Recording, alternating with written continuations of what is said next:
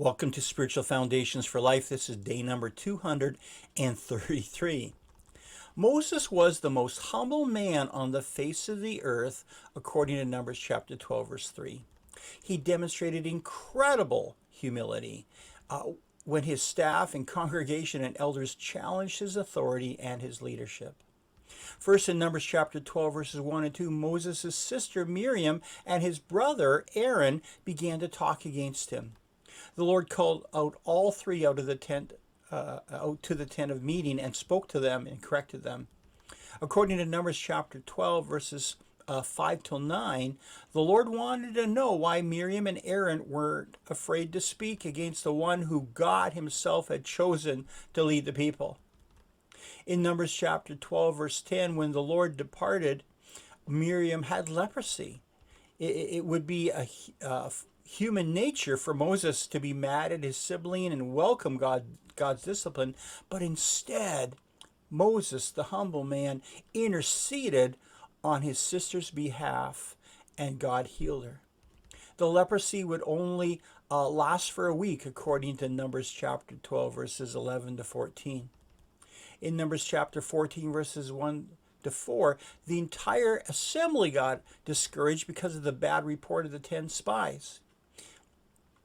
They were ready to stone Moses, but then the Lord intervened again, according to Numbers chapter 14, verse 10.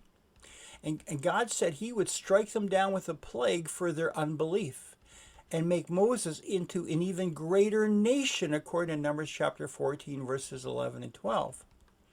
You know, if your congregation was about to stone you and God himself said he was going to do away with them and give you an even greater ministry, wouldn't you feel just a little bit vindicated and maybe even excited about having a bigger ministry? How many of us would pass that humility test? But rather than rejoicing, Moses was concerned about God's reputation. What would the pagan nations think if God brought these people out into the wilderness only to destroy them? So Moses prayed to God that God would withhold his judgment, and God did, according to Numbers chapter 14, verses 13 to 20.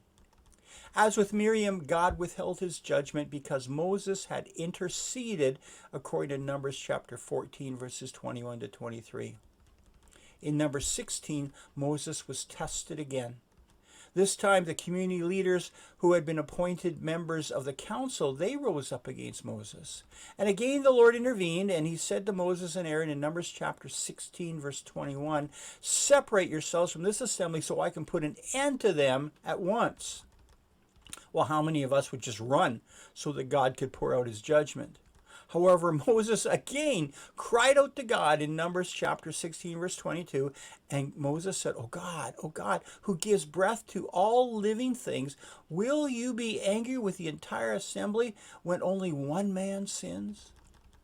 Again, God relented, and the ground swallowed up only the leaders and their families, according to Numbers chapter 16, verses 26 to 33. See, if you are a pastor or a leader and you wonder why God doesn't intervene for you when the people reject your leadership, you've missed the point. Or at least you may have missed the point. See, Moses wasn't praying that God would judge those who rebelled against him. He was praying that God would withhold judgment from those who were rebelling against him. Would your church benefit more if you prayed for God's judgment on your staff or board or congregation? Or would they benefit more if you prayed that God would withhold his judgment? The Lord said in Ezekiel chapter 22, verse 30, "I looked for someone among them who would build up the wall and stand before me in the gap on behalf of the land so I would not destroy it. But I found none." See, God is looking for more servant leaders just like Moses.